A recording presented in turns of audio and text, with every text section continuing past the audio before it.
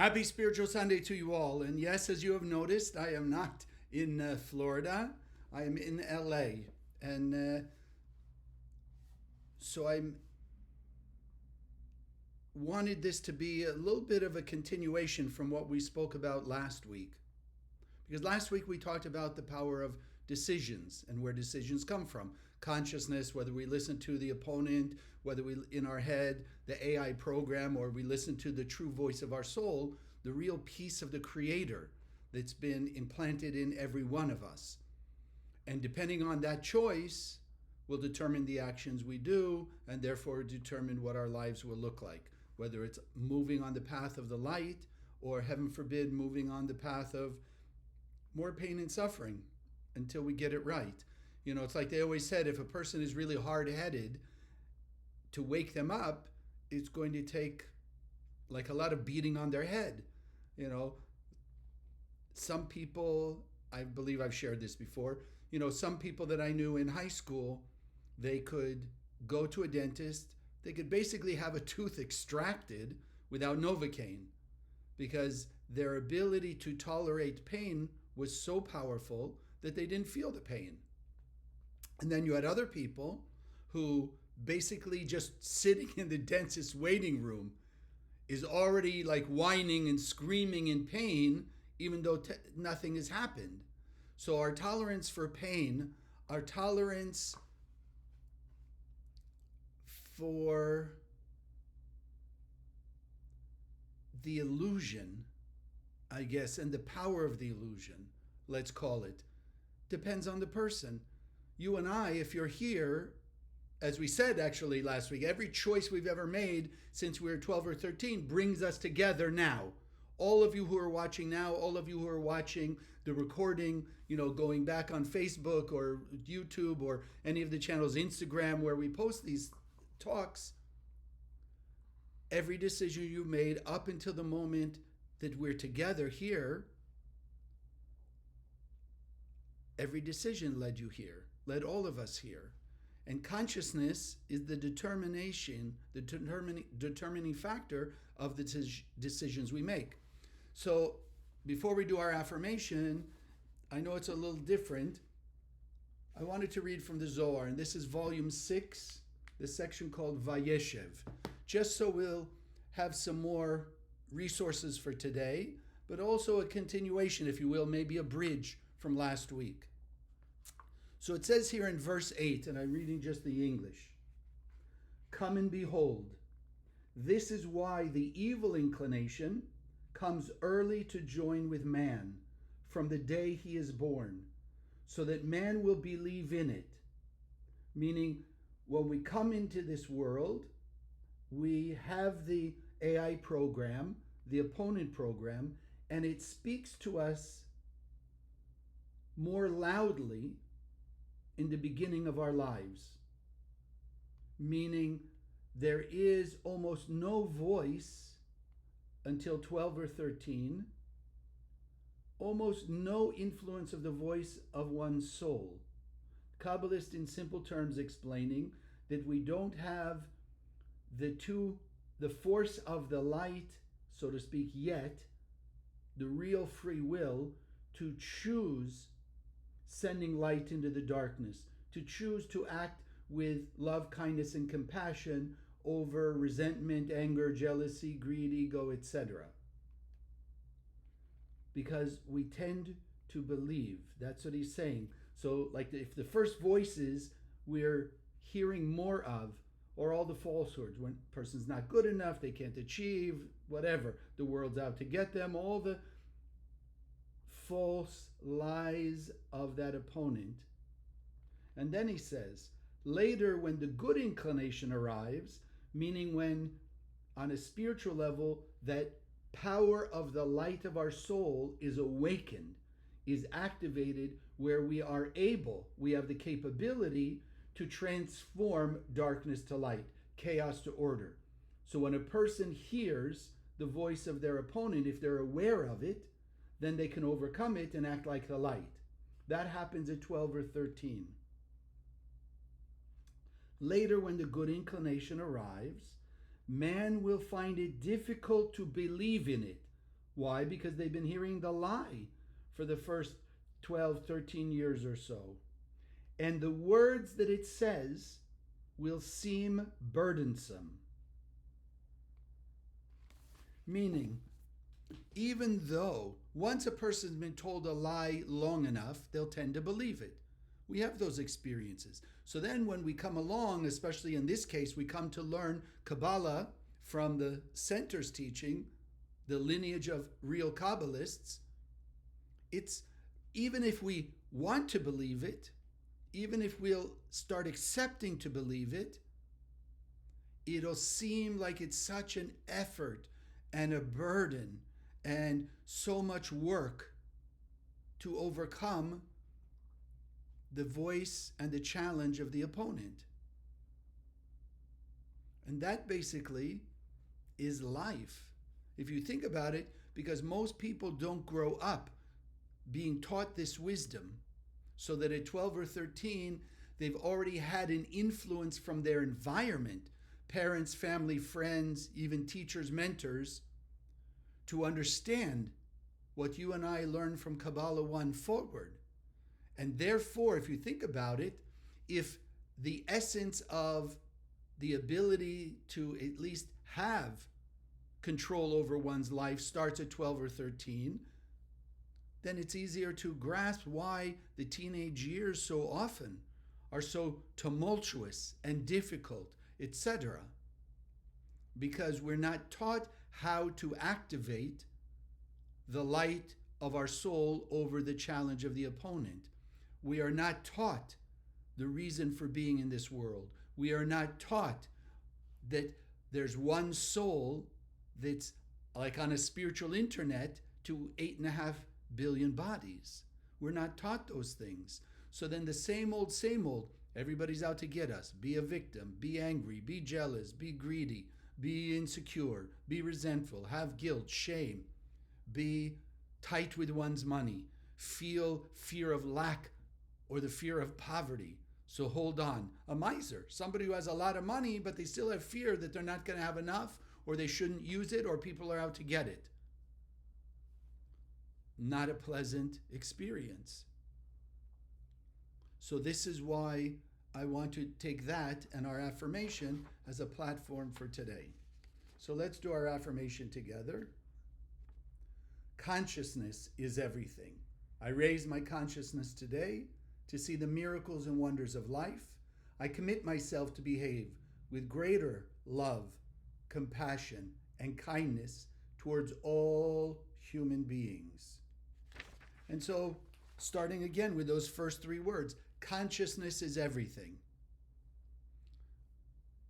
So, as we spoke about last week, and many of you had some very nice comments about last week, consciousness is everything. Meaning what? The way we believe life is, the way we believe people are, the way, like we just read from the Zohar, the way we've accepted the lies of the illusion of the physical material world, giving into those five senses. I mean, today I happened to be looking through, I think it was Instagram, and they had these different sort of optical illusion type things. And if you go now with social media, you can see all kinds of things. There's also the ones that are like those 3D pictures, like where you look at it sort of in the five senses, it's just a flat picture and it's all almost confusing. But then if you readjust your eyes, you see a three-dimensional image coming off the paper. So for me, that's a very nice analogy of the 1% world and the 99% world as we speak about it here in the Kabbalah Center. The 1% world is sort of the flat, even let's call it the three-dimensional, but like the flat.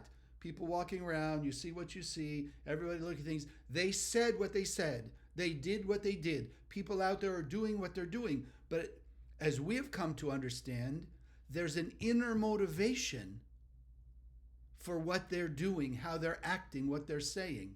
So you and I are learning in order that we will have a better life, we will be able to transform our chaos to order, our darkness to light, our discord, our pain and suffering into light and blessings. That's what you and I are learning here in the Kabbalah Center and on Spiritual Sundays, how to do that. But that means transcending, seeing through the 5 sense physical actions, words, things that happened, seeing through it. Because as we see through it, understanding the big picture, what we came here, what we teach at Kabbalah 1, what we came here to do, what our goal is, why we left the endless world, how to achieve it, etc. The more we come to understand that system, the easier it is for us to apply it, to make use of it, and actually take control over our life. And that's what sort of inspired me to add on to last week, like another level up. Consciousness is everything. Awareness, even the awareness of what we do unconsciously.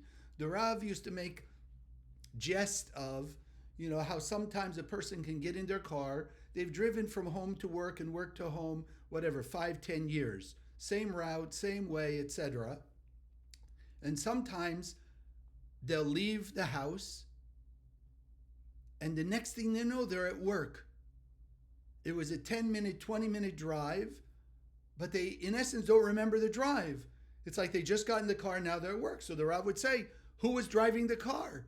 Who was stopping at the stop signs? Who was turning at the corners, etc., etc., was the unconscious part of that driver. Because they had so programmed themselves, this is the direction to go, this is the way to turn, etc., etc. So like so many times in life, we get ourselves caught in one perspective, one focus, and we don't see the things around us. And sometimes that even turns into bumping into a piece of furniture on the street, knocking into a person, stepping off a curb and tripping, things like that. So consciousness is everything. We want to understand that also includes the continuation of unconscious behavior. Think about how you respond, to people who are overly aggressive. How do you respond to people who criticize? How do you respond to people who only want to pour out all their woes to you? Think about how you respond over and over and over to those types of situations. Same thing over and over again. Why? Because it's an unconscious response. Somewhere, yes, in the beginning, you made that decision to behave that way. And then when your soul gave you the chance to do it the more proactive way the next time, because the person remained unconscious, meaning they weren't going to insert the pause, as we call it, and then wake up to be in the moment and make a conscious decision. So the same decision they made before, which gave them instant gratification, they're just going to do again. The challenge comes the second time because they didn't do all of the proactive transformation the first time, second time, third time that they experienced it. So it keeps coming back. That's what we call tikkun, over and over and over again, the same old, same old. So look back at your life. Have you ever had the same relationship, but the person had 4 different bodies? Did you ever have the same boss, but they were in 4 different offices, 4 different physical people, etc., but the way you saw them was the same? Why? Because unconsciously you are behaving with the same reactive actions, which is not why we're here, and therefore our soul, your soul, had to bring about circumstances and situations to give you another chance. I was just talking to somebody today who was studying to be a lawyer. So they're studying for the entrance exam. And I said to them, what about taking the test, right? Because they were going to study real hard and then take the test and then apply. I said, when I was studying for the medical boards to get into medical school, you could take the test a few times and then just turn in your best score. But at least you take the test once, you're understanding the kind of questions they would ask, you get a sense of, and it may be a little less nervous about taking the test. So I was bringing this person, the essence is you could take the test, get right what you got right, realize what you got wrong, and the next test, in essence, challenging you to get right the questions you got wrong the first time or the second time or whatever. So you expand that out to life. The tikkun process, it's called karmic process, if you will, is having the same repetitive test over and over. Yes, in our case of human life, the boss will look different, the employees will look different, the country will look different, the city will look different, the type of business will look different, the relationship will be different, those sorts of things. The external cover will be different, but the essence of the test, the same. Testing your anger, testing your insecurity, testing your fear, testing victim consciousness, testing blame, testing drama king or queen, those sorts of things. We're being tested over and over until we get it right enough times to wipe out all the spiritual mud, as you and I have come to call it, right, of that negative behavior, of that negative belief. So consciousness has to also include unconscious behavior, because it's still a form of consciousness. It's just not aware in the moment, not pausing to have conscious awareness in the moment, and therefore free will. So unconsciousness essentially is no free will, choosing the same thing over and over and over again. Why? Because they didn't pause. When your buttons are being pushed and you don't pause, you have no free will. You're just going to behave the same way over and over and over and over and over again.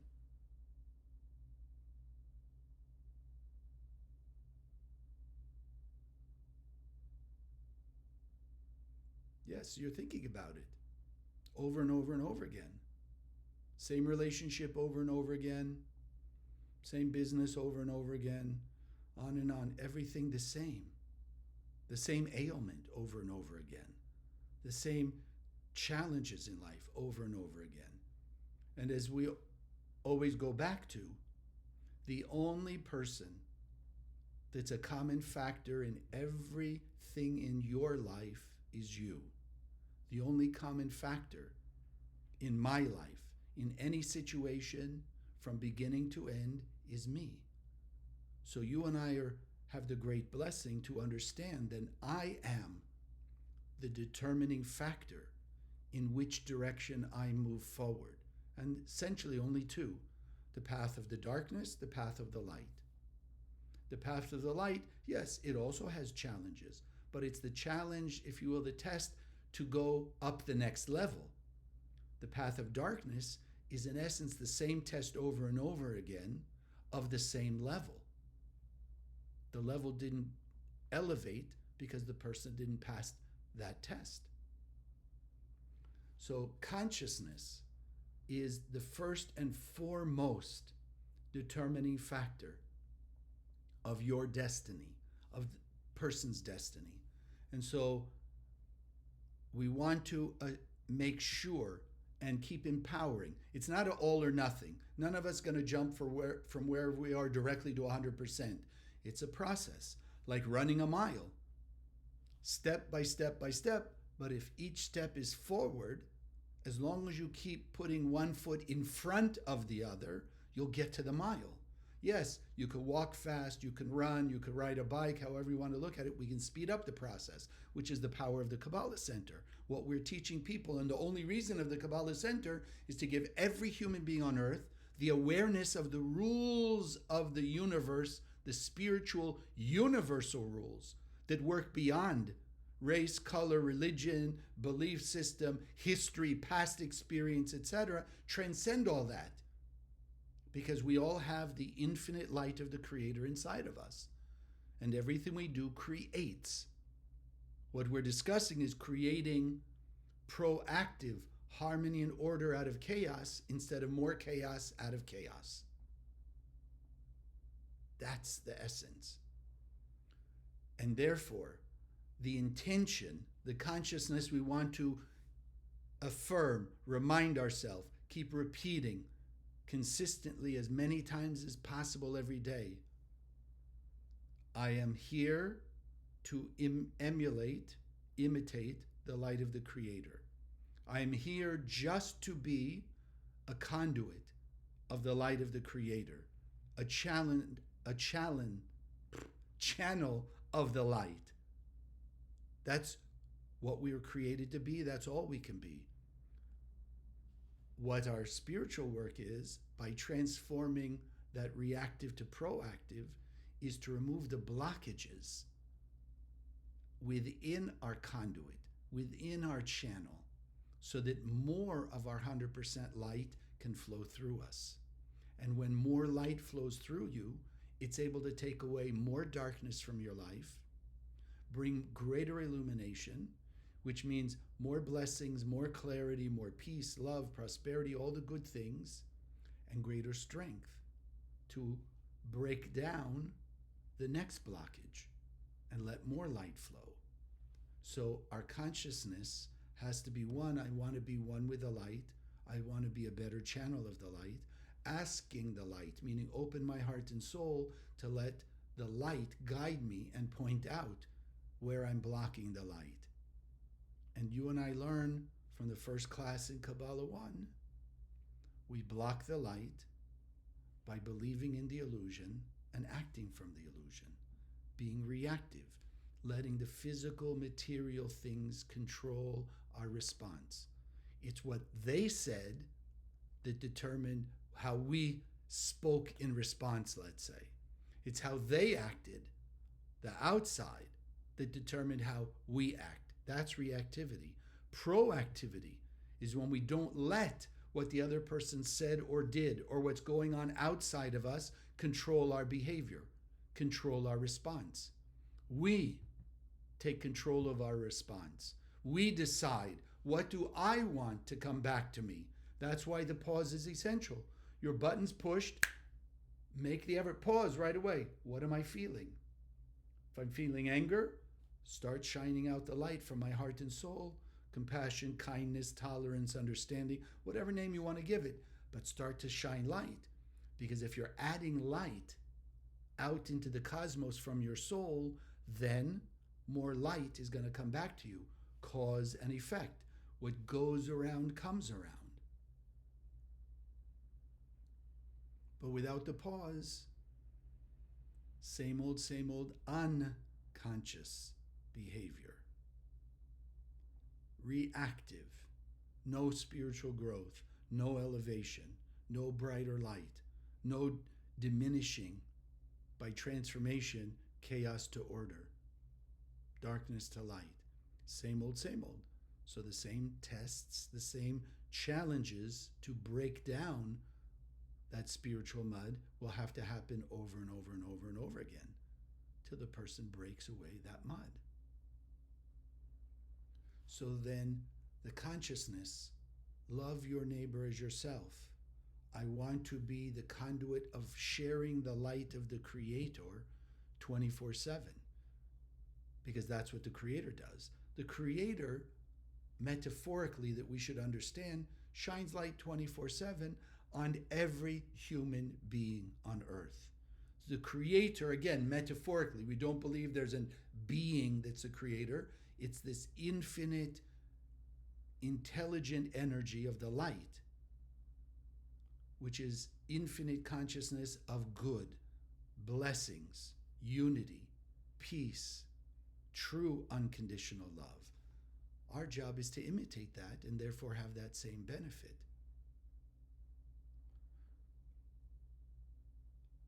So when you pause, you're able now to think,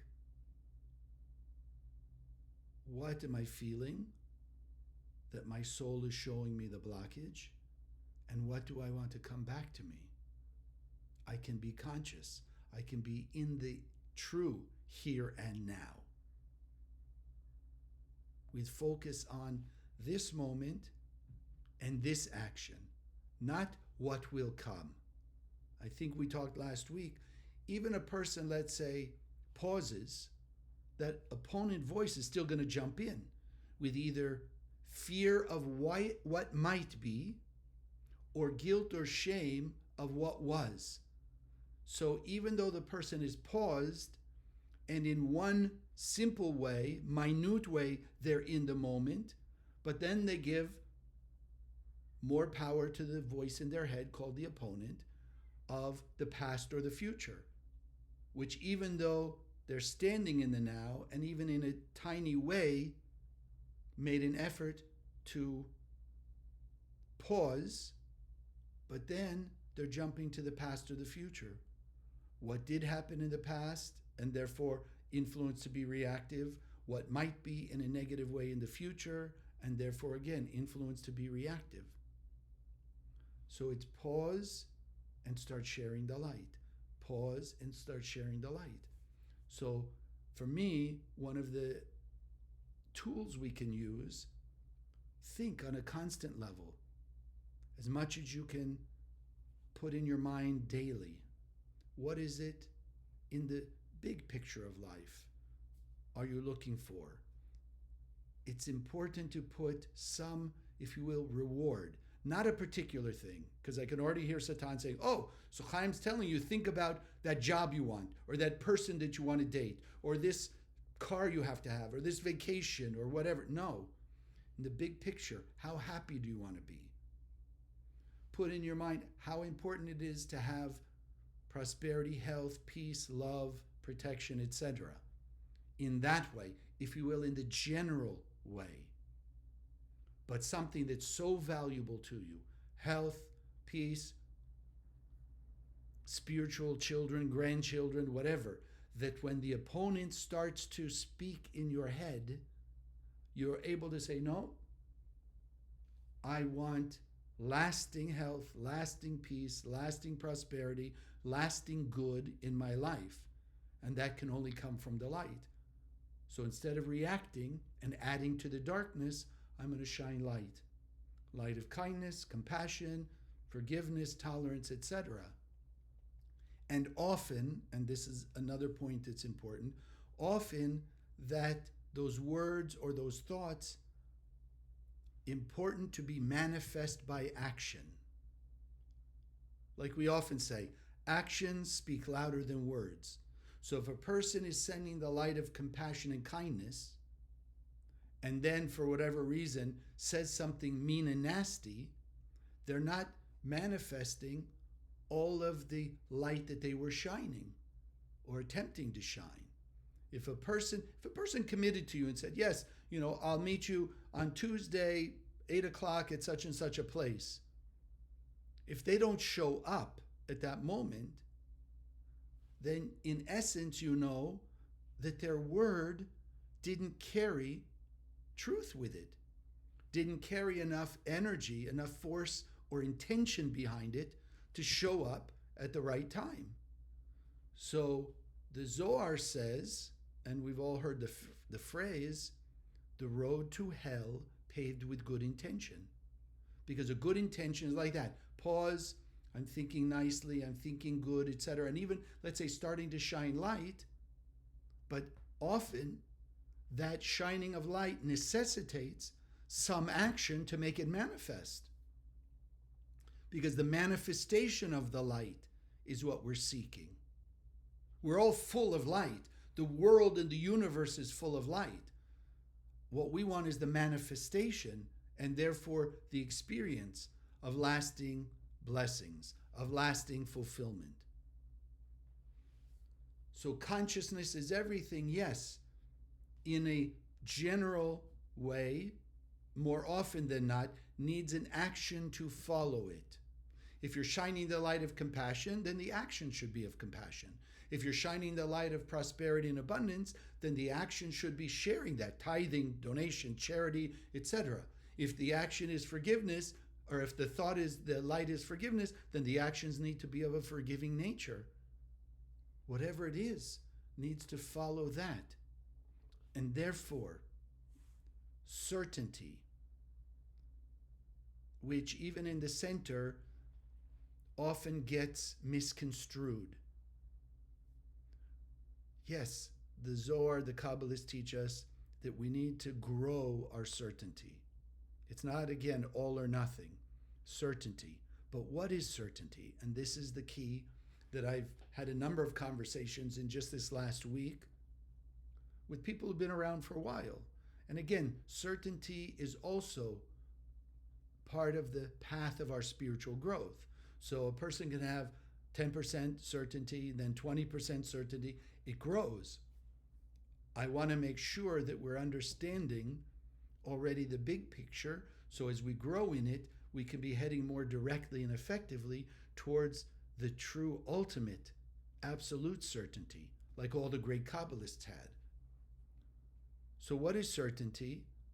Certainty means I have certainty, I know as an absolute truth, the light of the Creator is all good and all infinite. The light of the Creator is all good, wants only good for everyone, shines the light of goodness on everyone. Because how many people still have, which I encourage you to speak with your teachers about to help break through, some false thoughts about the Creator. Probably all of us in some way, maybe if you've been working on it, still a little minor way, and some people a big way, because of the way religion has taught us. God is a being, rewards and punishes, likes you if you do what you're supposedly told to do, doesn't like you if you do what you're not supposed to do, etc., etc. So even as you're learning now Kabbalah, there's remnants of that. Like we talk about the mud. So if you take off 20% of the mud, there's still 80%, which will be of a similar nature. You take off another 20, another 20, etc. You're having more and more certainty that the light is all good and everything happens to us is all for the good. And the Creator is shining its goodness 24/7. It doesn't reward or punish. It doesn't like somebody over somebody else. No, it's just shining unconditionally 24/7. So that's the first level of certainty. Now, how do we make also greater use of that certainty? By also including in the certainty of the goodness and the infinite nature of the light and the intelligence of the goodness and sharing, bestowing beneficence on all of us, is to understand there is an absolute, exact system, technology to the light. So yes, people can say, and it's a step up from probably what most people come to the center with. Okay, something happens, it's challenging, and they can have the certainty. They know it's for their good, and in the long run, it's going to work out good. Yes, better than God rewards and punishes, and it's kind of who knows what, and we'll try and do what God wants us, or at least what we've been taught, etc., etc. Okay, so it's a level up. The higher level is certainty means, yes, it's all for my good. This challenge that we're in individually and collectively is also for my good, meaning that it's pointing out where my mud is, and I can therefore work to take the mud away, individually and collectively. But also that there's a system, an exact system as we learn it, proactive, reactive, cause and effect. What goes around comes around. That we have those two voices, not just what goes around comes around. So we'll meditate on almost like positive thinking. I want the light. This is the certainty. There is a system. I will act with the system, meaning I will shine light in the darkness, and then I will let the results of that shining light be up to my soul and the tikkun process for what I need to happen, not what I want to happen. Positive thinking is basically, I know what I want, and I'm going to hold that thought, I can get this, I can get that, that's going to happen, whatever it is. And many people say, yeah, it works. If you really look at it through Kabbalistic eyes, the want is coming from a person's perception of what they're lacking, and therefore what they want. But it's a very narrow aspect of life.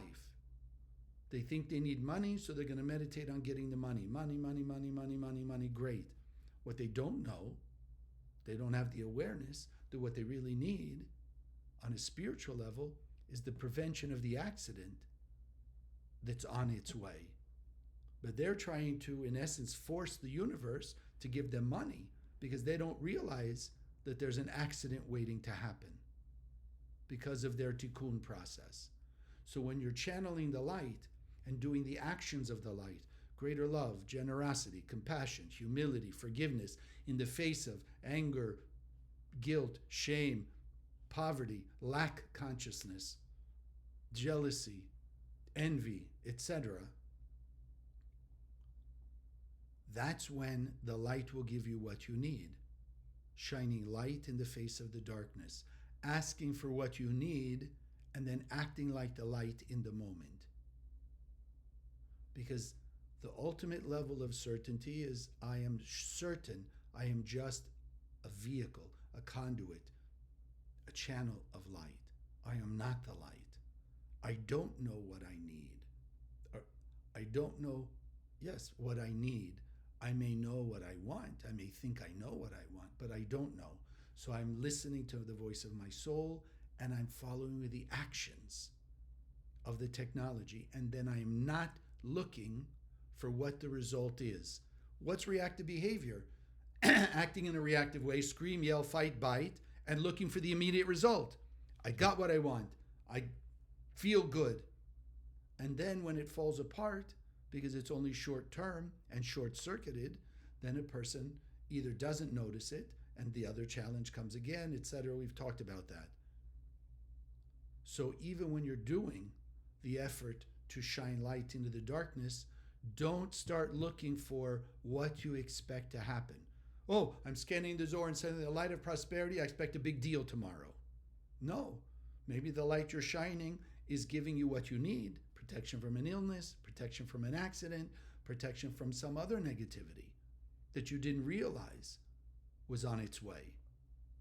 So if we're acting like the light, like all the great Kabbalists, you act like the light and you let the light bring you what you need next. If it's the next challenge, you pause and you face it proactively, shining light, acting like the light. Greater love, kindness, and compassion. Actions, not just the thought, not even just sending the light. Send the light and then act with greater love, kindness, and compassion. So think about, because really, some of you say, thinking, yes, this sounds so simple. And I hope it does sound simple. Because as all the Kabbalists teach us, the light is pure, simple light.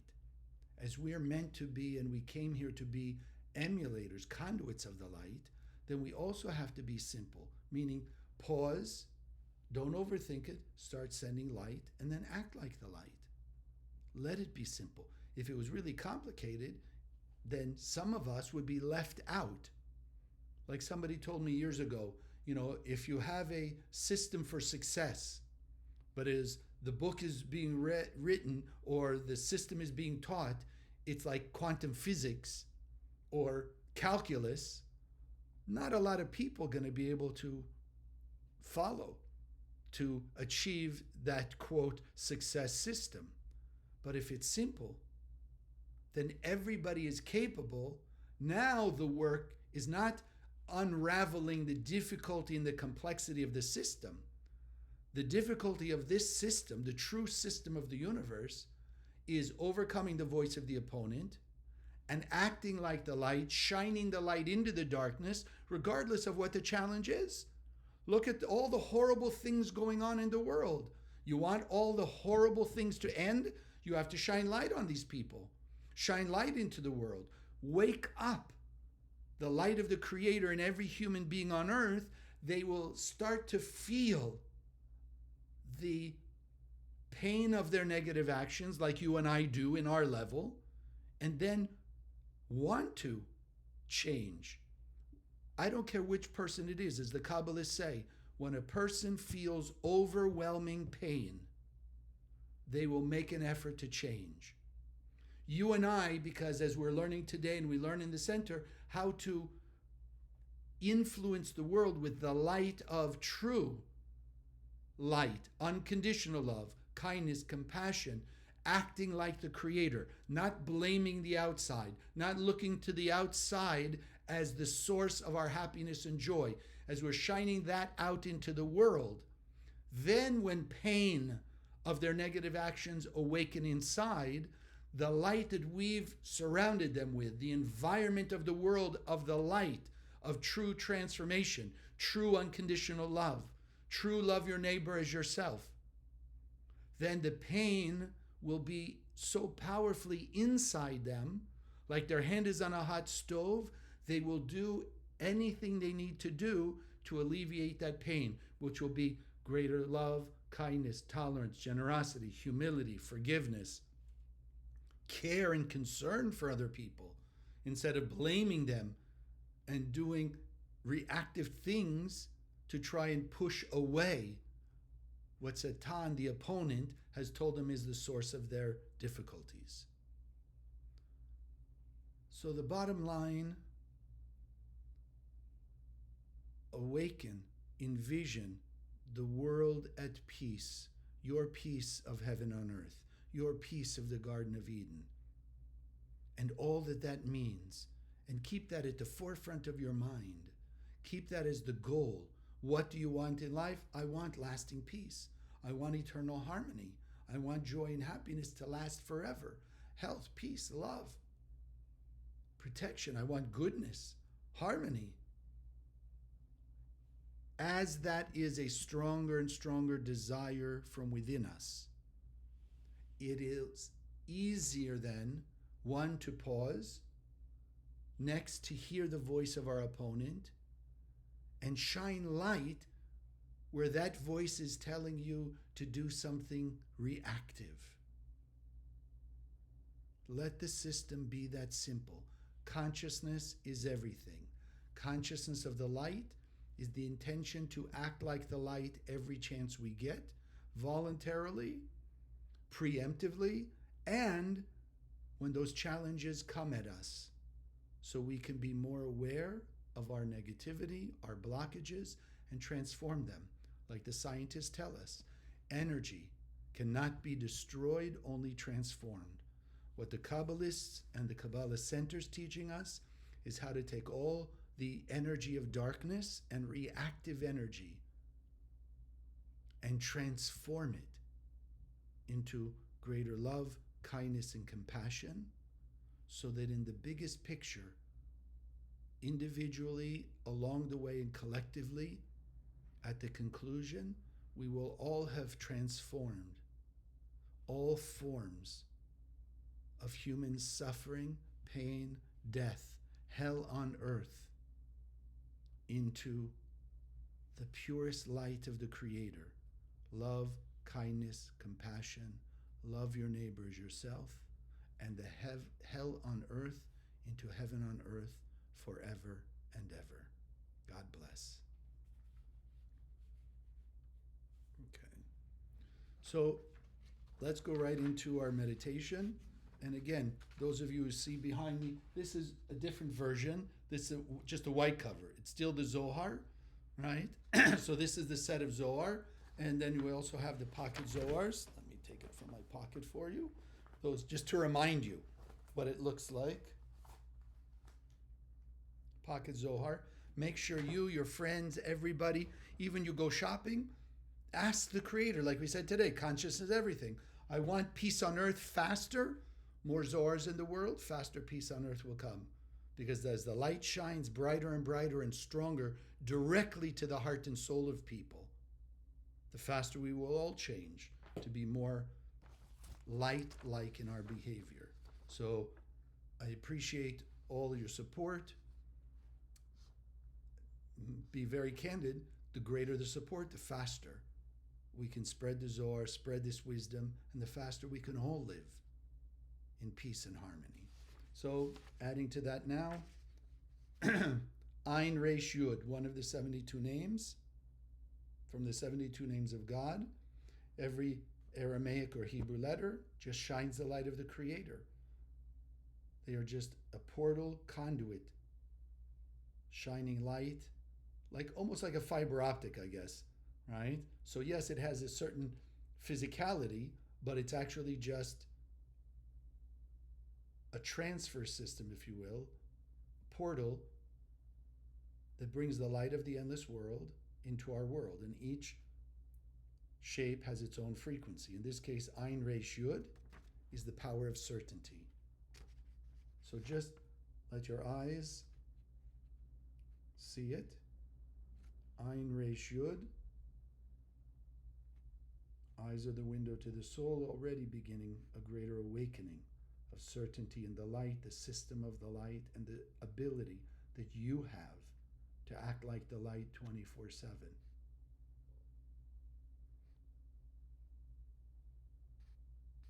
Okay? Sitting comfortably in your seat, feet flat on the floor, hands in your lap. Taking a few deep breaths, breathing in through the nose. Hold the breath for a moment. Exhale through your mouth.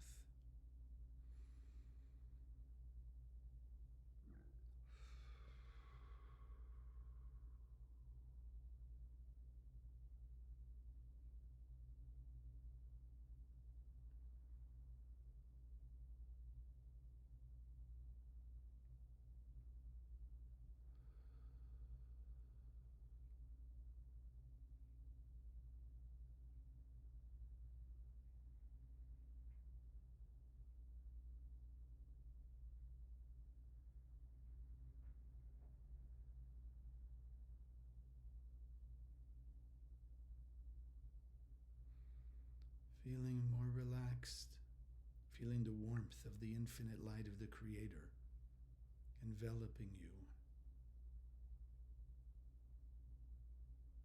fills you inside and out with love, true unconditional love, blessings of eternal fulfillment, happiness, contentment.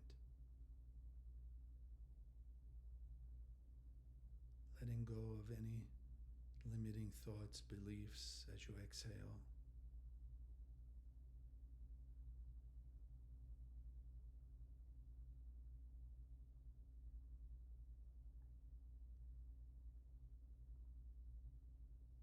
Awakening more and more the consciousness. One soul, love your neighbor, shining the light to remove the darkness. And let us envision together above our heads Ayin Resh Yud, the name of God of certainty. Feel the vibration, feel the light emanating from the Ayin Resh Yud.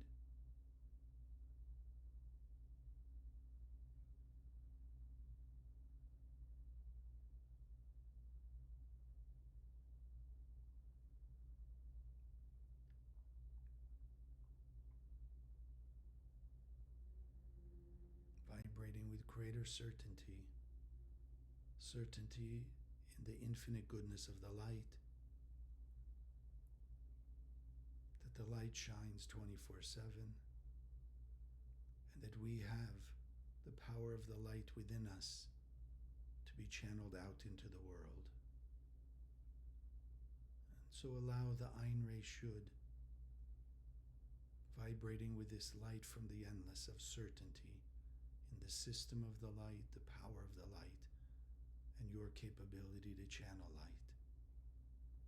Let it enter through the top of your head, activating the light of the Creator inside you to a higher and higher level, elevating, increasing your certainty and trust in the light, the infinite goodness of the light, the pure and exacting system of the light, and the Ayin Reshut awakening, your strength, your consciousness of desire to emulate the light, and the power to overcome the false ideas that you've believed up to now, and to know with certainty that you are a pure and perfect being of light.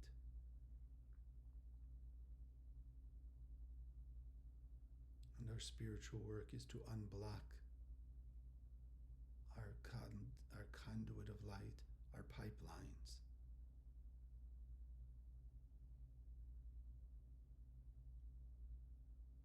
And so collectively, let's take advantage of this unity that we have now, that each of us together, beaming a beam of light, of certainty in the light of the Creator, beaming it out from our heart, our soul, to the heart and soul of all our family and friends,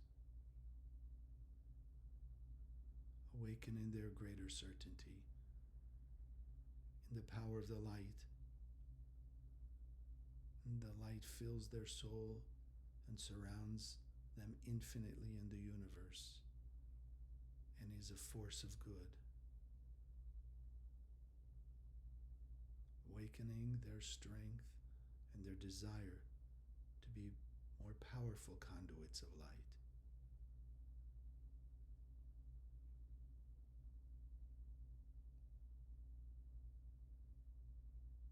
And then extending the light from their hearts and soul out to the heart and soul of every human being on earth.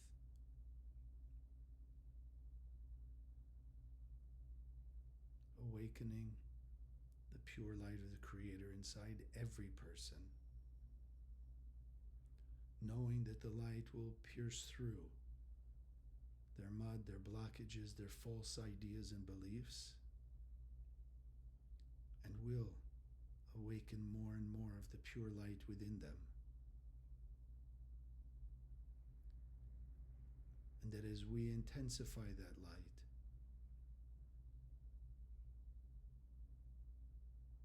we are awakening their sense, every one of us, our sense of pain in not emulating the light all the time,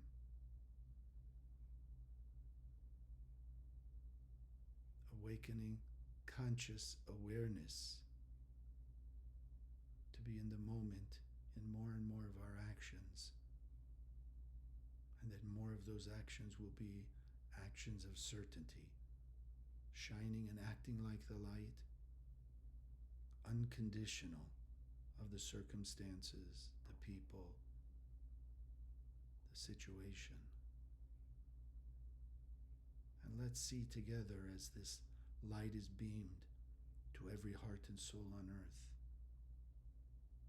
Feel, see, notice the higher vibration of unconditional love, kindness, compassion, humility. Those are the actions on a higher level through each and every person on earth.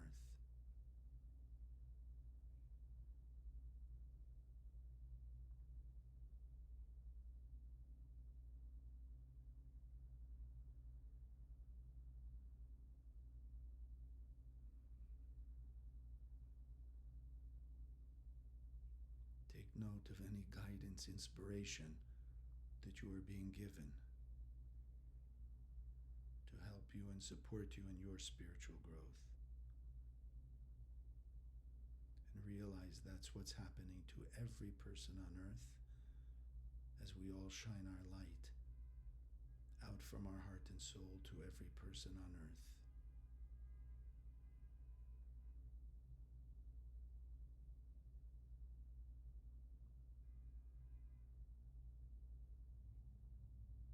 And with this image, with this feeling, with this new vibration on a higher level. Commit ourselves to act with greater certainty in the light, with greater trust that in the long run it always works out for our highest good.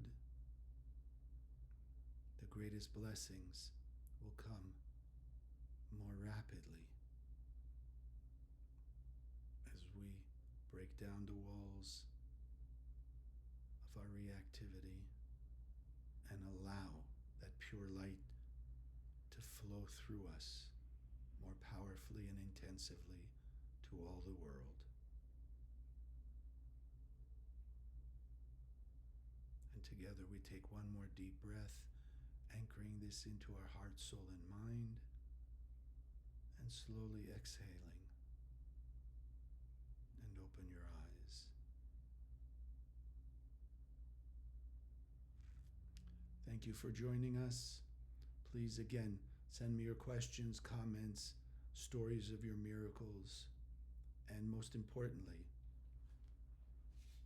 share it with people. Help us spread more Zohar, spread more of this wisdom and this technology by handing out Zohars, supporting the Zohar project or the various projects of the center. And these videos, if it's inspired you in any way, just put it out there that other people have access to it. We're all making the world better, faster, and bringing peace on earth closer and closer, that it will be manifest in our lifetimes and soon.